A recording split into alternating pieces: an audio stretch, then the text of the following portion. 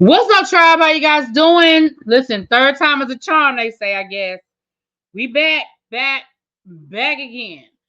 I told you guys that I would come live. I told you guys that I would come live for this Real Housewives of Salt Lake City reunion. But just as I expected, this episode wasn't, the good stuff is gonna be next week and the week after next. What's up, Soul Firm? What's up? What's up? So we ain't gonna be here that long because child, I've been here all day. I was hoping we had really bad storm here, like really bad winds and all of that. And I was like, well, shoot, maybe the wind will knock out at school. And I'll get the day off, but that ain't gonna happen. It's just a lot of rain. It was really, really windy earlier, though. The wind was really bad earlier, but child, at this point, it's just a lot of rain. But anyway. So this is the review for the Real Housewives of Salt Lake City, Part 1, Season 4, Part 1. Again, on my main channel, it is a members-only chat. So if you are a member, you are free to chat. If not, go on over to the Really Be Reviews channel. The link is, let me pin it too. The link is in the chat. Let me pin that comment so everybody can find it. But we ain't going to be here long, y'all. We not going to be here long. Hold on, let me... Hold on, let me pin the chat. Child, somebody told me earlier today, one of my friends who had my number told me earlier today that I looked tired and I needed to take a nap. I said, well, damn, thank you, I guess. It's not letting me pin this comment. Why is it not letting me pin the damn comment?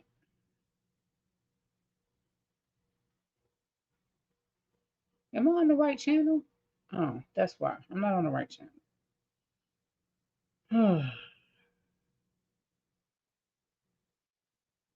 Although I still should be able to pin that comment, but I'll figure that out another day because I ain't got the energy to figure it out today. What up, little baby? All right, so if you want to go over to the other channel, the link is pinned. We are 12 subscribers away from 500, which, YouTube has lowered the threshold.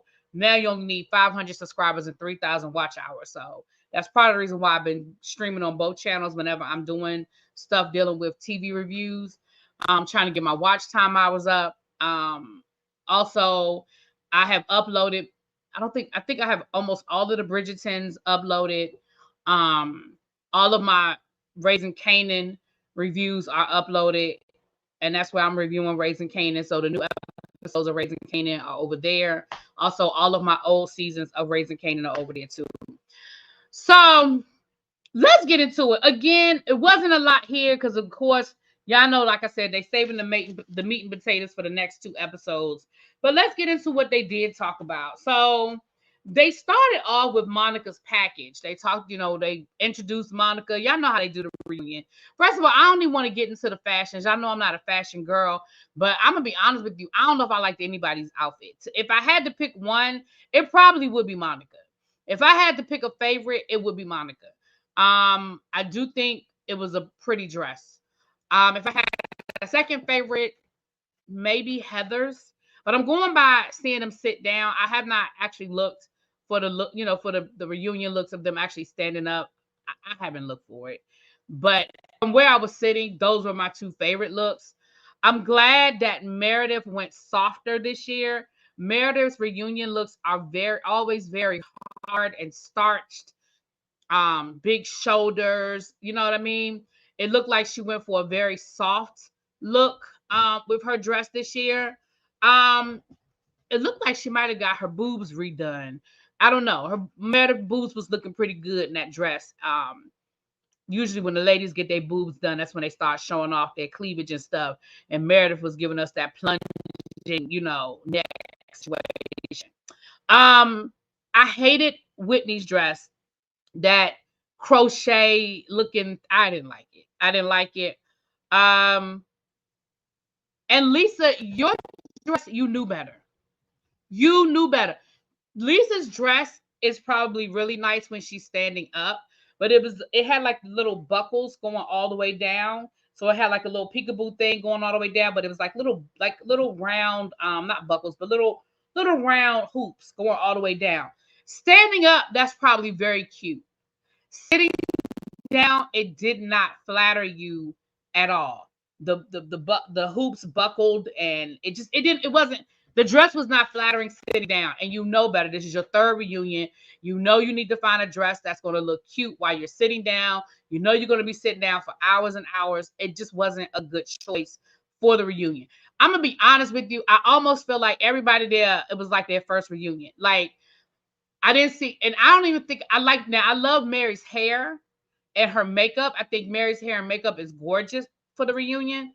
I still don't think I liked her dress. I only saw a glimpse of it, but it looked very matronly. It looked very, it was almost as if she was just trying to remind everybody, I am a pastor. Girl, bye. So to be honest with you, like I said, if I had to pick one, it would be Monica. Other than that, yeah, not so much. So then, like I said, we had Monica's package where we went through, how poor Monica was, and how worried she was about coming onto the show without having all of the things of the things of the things.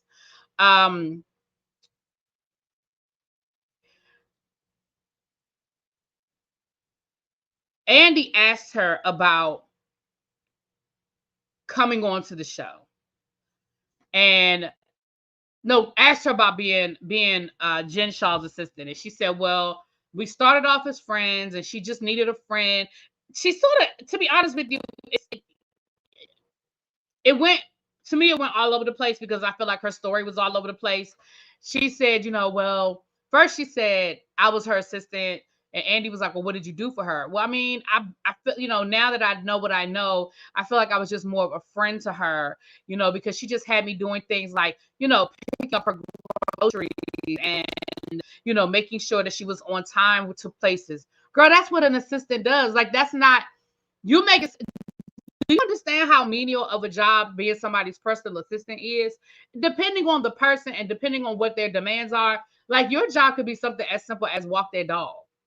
It could be something as simple as make sure that their water is in the right place when they wake up and at the right temperature. Like, you make it seem like, I mean, I just did simple things for her, like, pick up her groceries and just make sure she got places on time. Girl, that is what a personal assistant does. Don't make it seem like you were doing something different than what the average person is supposed to be doing. Hello. So then Andy was like, well, did you get paid? And she was like, no. And Andy was like, well, why wouldn't you get paid? And she was like, well, I was married at the time. I guess as if to say she didn't need the money. Now, later on, we'll put a pin in. I'm gonna jump ahead for a second because y'all know I might forget it. So she said that when she was working for Jen Shah, she was still married, which I know that doesn't mean that they were living together in the same house married. I understand there's a difference. But when they brought up the affair later on in this episode, she was like, well, that affair was a decade ago. Put a 1 in the chat. Did y'all not think that affair was more recent? She said a decade ago that she had that affair with her brother-in-law. Did y'all not think this was more recent information? Because, I mean, I never bothered to ask the year, but I really thought that this was more recent information than 10 years ago. So now I have more questions, Monica. So if you were married, and again, I know that her technically being married does not mean they were living together, but you made it seem like because you were married, you didn't need to get paid from Jen Shah, because your response when Andy asked you work for free, why? And she said, I was married as if your husband was providing for you, regardless of whether y'all were living together or not. You said it as if your husband was providing for you. So my question is, what has changed in the last 2 years? Because let's not act like Jen Shah went to jail 10 years ago. Like, you were working for her after season 1 and going into while you guys were filming for season 2. So let's not act like this was 50 years ago that you worked for Jen Shah. So what changed that you didn't need to get paid for working for Jen Shah 2 years ago, and now you're so poor? Like, what changed? So then he said, well, why would you do it? Well, she needed a friend, blah, blah, blah. Baby Heather was like, I have a recording right here where she basically in the recording was like, do you see what will you see what the Kardashians are today? They started off as personal assistants. I'm gonna do whatever I gotta do to, I want to be like the Kardashians. Now listen,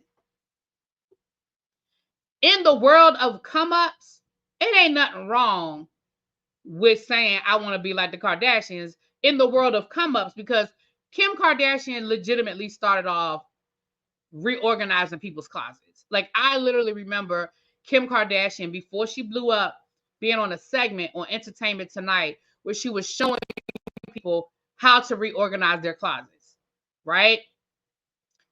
I think the point Heather was trying to make was, you're lying. You weren't doing this out of the goodness of your heart. You were doing this because you were trying to use it as a stepping stone to something else. Now, Heather said she was always trying to get on the show, which she may or may not have been. I don't know. But again, anytime you take a job where you're not getting paid, you're doing it for something else. Like, because let's be clear, we in the grand scheme of things, all of us sell our time. It's just a matter of who we sell our time to and how much we get paid for selling our time. We all sell 40 hours, give or take, of our time per week. So if you are giving that time away, you must be getting something else out of it or anticipating getting something else out of it. Just like if you do an internship for free. Well, the idea of an internship is hopefully it's a stepping stone to the next thing, or it's opening a door or giving you access to the next thing. So no, nobody thinks that you were sitting back doing this out of the goodness of your heart. And I think that's the point that Heather was trying to make. So then that led into a conversation about, well, how did you get on the show? And she was like, she said, well, I got on the show like everybody else here. Baby, them ladies got Monica together quick. Lisa was like, no, they came to me. Heather was like, yeah, no, I didn't audition. I didn't apply. She was like, well, I applied like everybody else. Baby, Lisa and Heather were quick, and Whitney was quick to be like, I didn't apply for nothing. They came to me.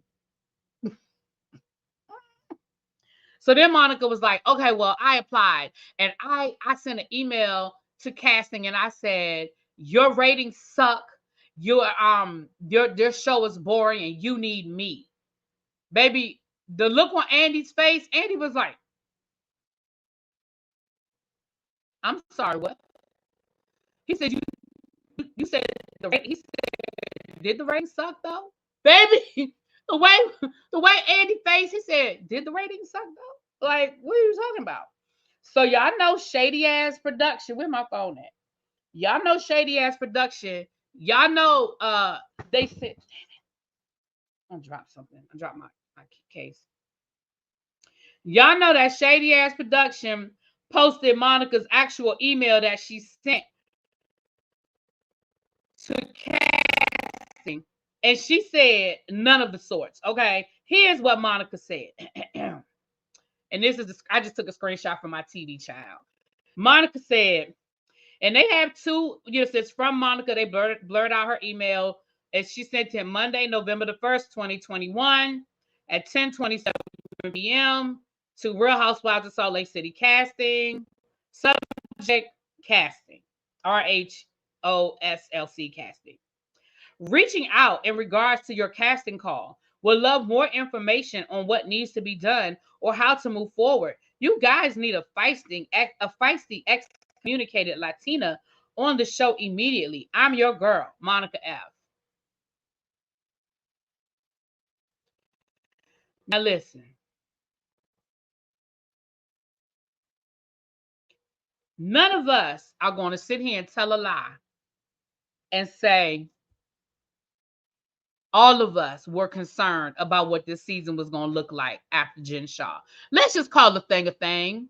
Like you said, exactly, SCK. That's why they went and got Mary ass. You were absolutely correct. So we were, when I say we were all concerned about whether you liked Jen Shah or not. Jen Shah brought the crazy. She brought the drama. She brought the storylines. Let's be clear.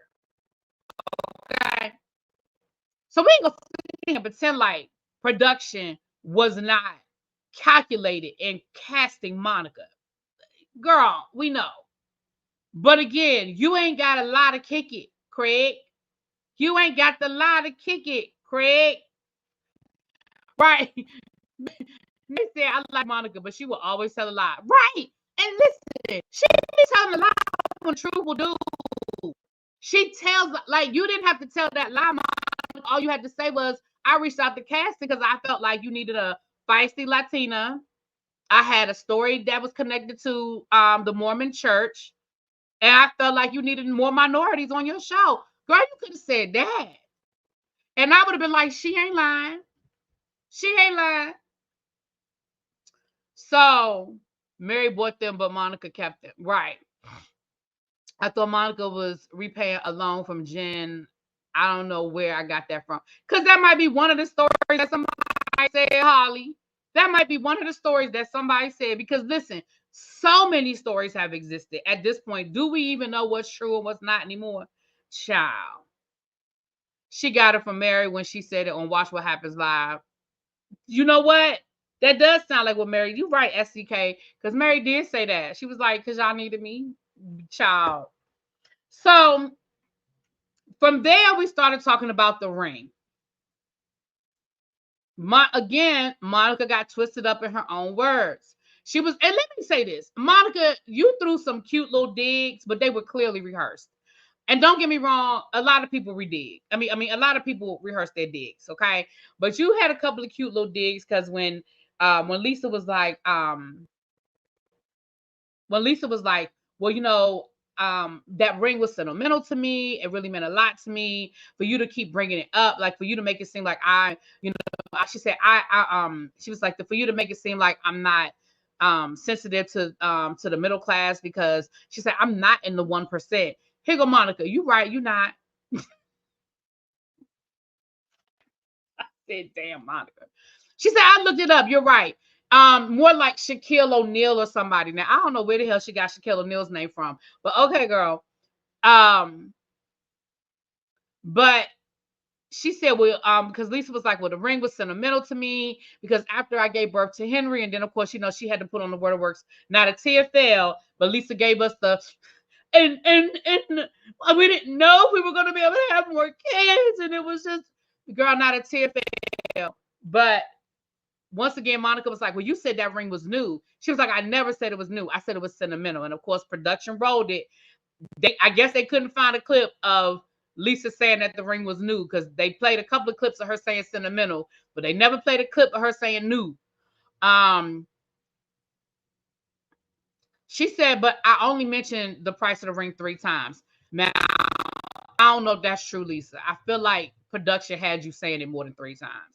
Now, I'm not going to go back and watch the episode and count, but I really do feel like we heard you say it more than 3 times. Unless production was just splicing it together and playing a voiceover, I don't know. But then they were like, well, who you think started the rumor about you stealing the ring? And Monica said that she felt like Heather and Lisa started the rumor. And both of them, of course, denied it.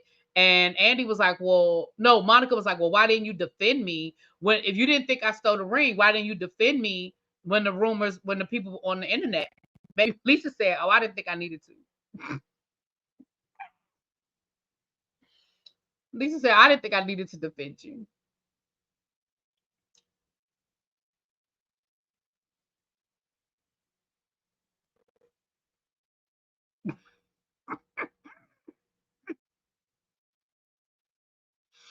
Now, I'm going to be honest with you. I definitely saw Monica's point of view on that. But Monica, by the time that rumor was trending, I remember when that rumor was trending. Girl, they already knew you was reality Von Teese. Ain't nobody defending you. There was no parts of anybody on that cast that was going to defend you about anything. And like she said, well, we thought it. We just didn't say it. Monica was like, see, they do think I stole it. Heather was like, yeah, but I ain't say it. She's like, yeah, I mean, I do. I think you might have took it, but I ain't say it. I said, y'all are a mess. Y'all are a whole mess. So let me look at my notes. That was honestly the most exciting part of the episode was the Monica section. Yeah, she talked about they asked about being an informant against Jen. Again, 1 minute she said she had a friend that told her stay away from her, she's going to jail. But then she said she reached out to them and told them that she had information. Girl, I don't know. I still got to say. And then she threw a dig at the rest of the ladies, talking about some. I don't regret what I did because I feel like I did the right thing, and the ladies here should have done the right thing too. Well, my thing is this: how do you have any proof that they knew she was scamming? Do you have any proof that they had anything to add to the case? I mean, I don't know. I mean, a lot of people had questions about how this woman was making her money. We know that. A lot of people were questioning, well, how exactly is she making her money and da da da da da. But at the end of the day, did they know that she was doing anything illegal? I mean, you were her personal assistant. Maybe you had information that they didn't necessarily have. You think Meredith knew? How do you think Meredith? Why do you think Meredith knew? I mean, it just, to be honest with you, I find it interesting that Whitney could give a full breakdown the day the girl got arrested, but neither here nor there. All right, so that was that. So then we get to talking about, I wrote Meredith and excuses. I feel like Meredith was playing, see, I don't like people who play word games. I don't. As a pet peeve of mine, I don't like semantics, and I don't like when people do it to me, and I don't like when people do semantics to me. I try to play word games with me, and I don't like when I see people use it as an excuse. And I feel like that's what Meredith did. So we had this whole thing where Meredith was talking about the threat she made to Angie K, and they were like, well, you threatened her marriage. And she was like, I didn't threaten her marriage. I said that I knew things about her husband. Girl, stop playing with me. You said you had stuff about her husband that would shake her world or ruin her world or whatever, then that would affect my marriage. Are you kidding me right now? You mean to I don't care what you got to say. If you're going to tell me that my husband cheated on his taxes, that affects me.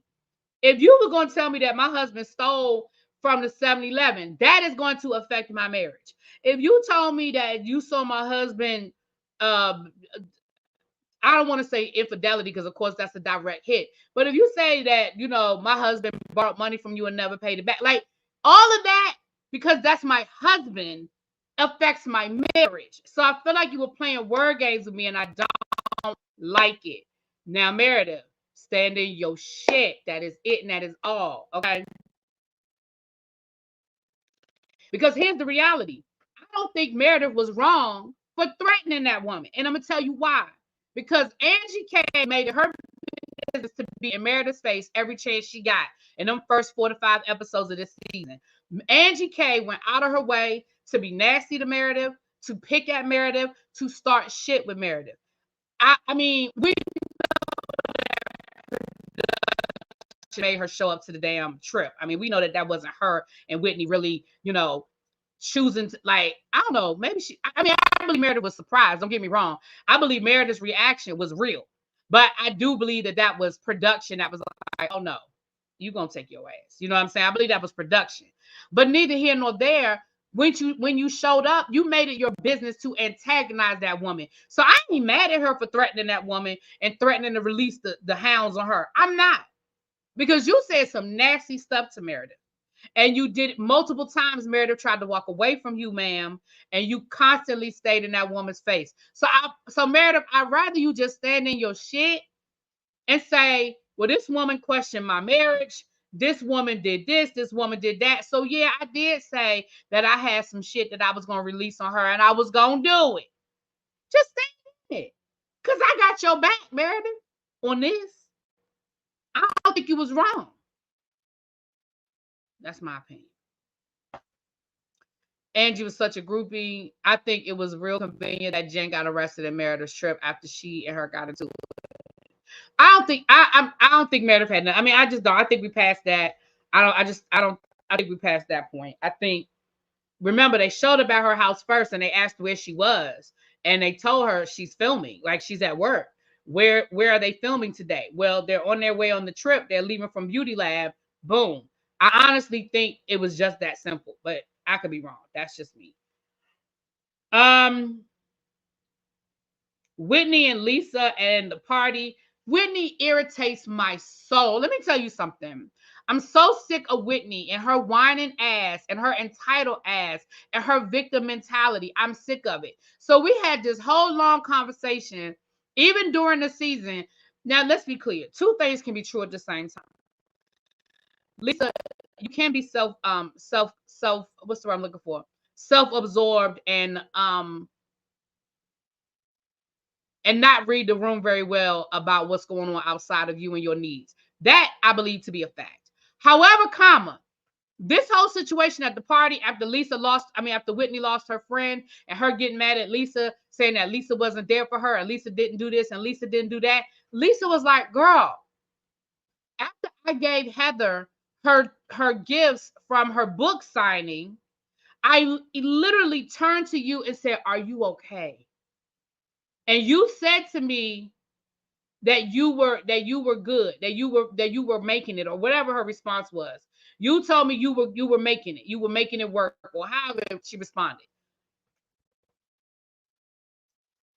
Then, because Whitney's first response was, I'm just, it's a lot. I'm just trying to, I'm paraphrasing because I don't remember the exact quote. Then Lisa asked her again and said, oh my gosh, Whitney, I just don't know what to say. Are you okay? What do you need? Literally, production showed this.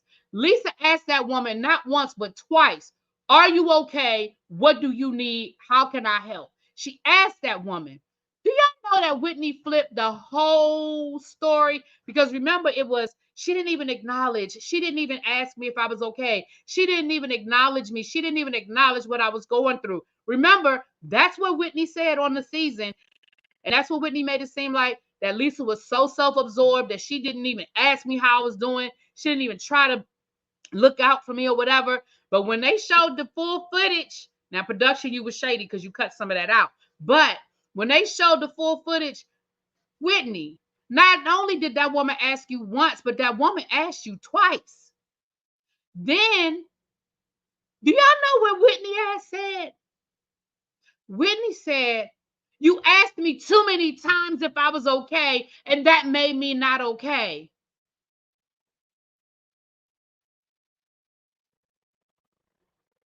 You have got to be kidding me.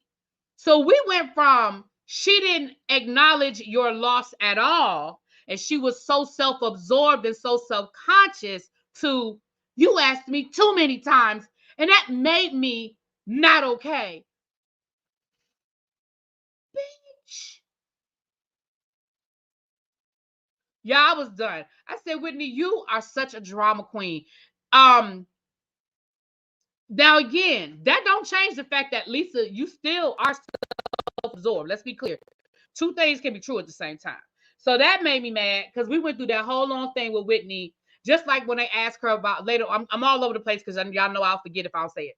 That's later on when they asked her about her marriage. Now, I believe that Whitney originally was going to try to make her marriage her storyline. It didn't really work because nobody really cared about her and her husband's story. But she was like, Andy asked her about the ring or whatever, and she was like, well, Andy, I mean, he stopped wearing it because it was tight on his finger and it didn't fit anymore.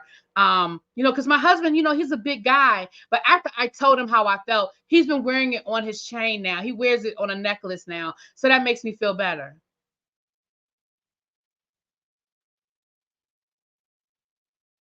Girl, we had 3 whole episodes about you and your husband and him not wearing his ring, and y'all going to therapy and y'all doing the podcast and all. I'm serious right now. He stopped wearing his wedding ring because his finger got fat.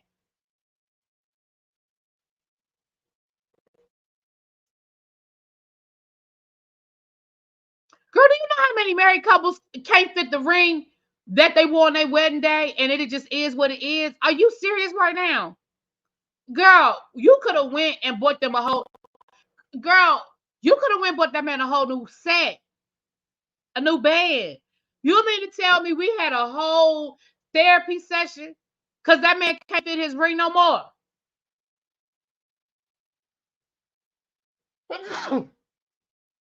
Thank you. Nay, I know that was a rumor. I don't know if that's true or not. I do know that was a rumor that they were swingers, but I don't know if that's true or not. I'm sick of Whitney. But I'll be honest with you, I've been sick of Whitney. I was sick of Whitney on Ultimate Girls Trip. I was sick of Whitney season 2. I was sick of Whitney season 3.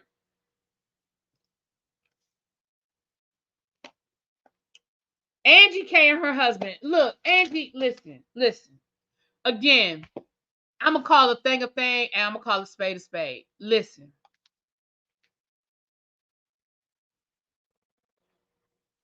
You admitted yourself, Angie, that because your husband is a hairdresser and because he has a certain affect, that people did question his sexuality until they found out that y'all were married, and it hasn't been a thing since. So what you're telling me is when y'all were younger, when y'all first got together, it was a question, right? So this is something your husband has dealt with, is people questioning his sexuality. And we know that to be the case. You see a guy that's a hairdresser, people automatically make certain assumptions. Oh, he's a makeup artist. Oh, he does this, he does that. He must be gay. We know that happens. So what we not gonna do, Angie K, is sit here and act like you ain't never heard a rumor about your husband and his sexuality. We're not gonna do that. I'm sorry. We're not playing that game. Now, does that make it true? No. Doesn't make it true. But we are not going to sit here and act like what Monica said was just shocking. Girl, you heard that damn rumor before. Whitney was like, I've never heard that rumor. You a lie. Everybody on that damn stage heard that rumor. Hell, Andy heard that rumor. Doesn't make it true. But the rumor is the rumor. I'm sorry. I don't care what nobody says.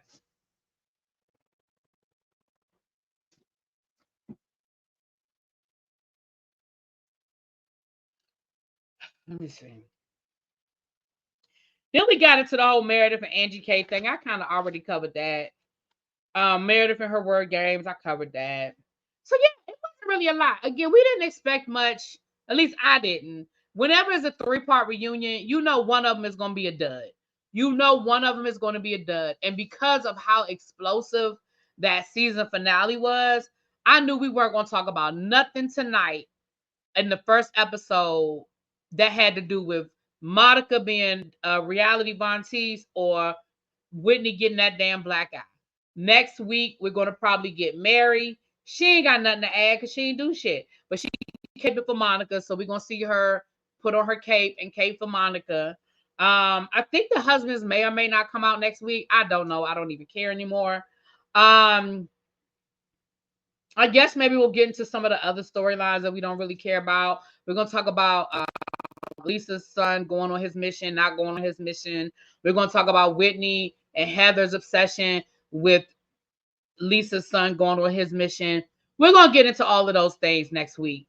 And then we may get a little tidbit about reality Von Teese or whatever, just like we got a little smidgen to say, the voicemail that Monica had or the voice note that Whitney had. We may get into a little bit of a smidgen.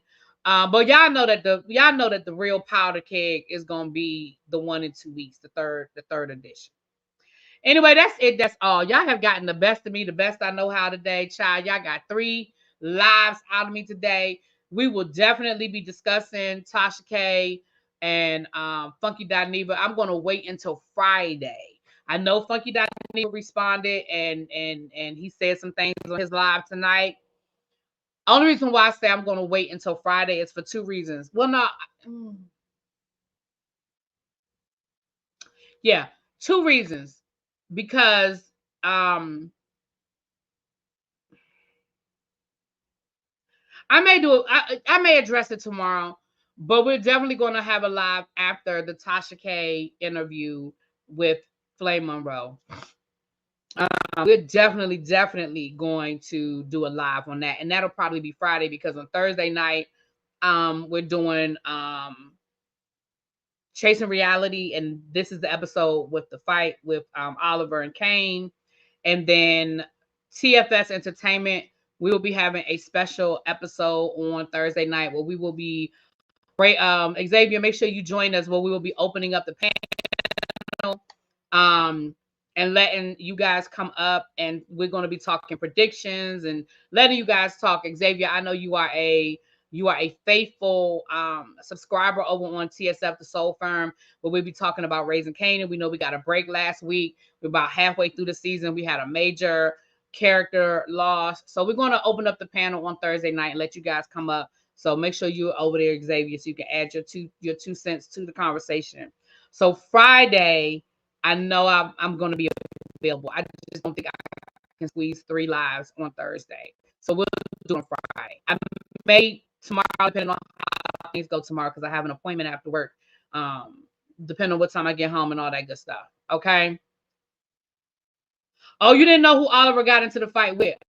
Oh, yeah, it was Kane. So you'll see that tomorrow.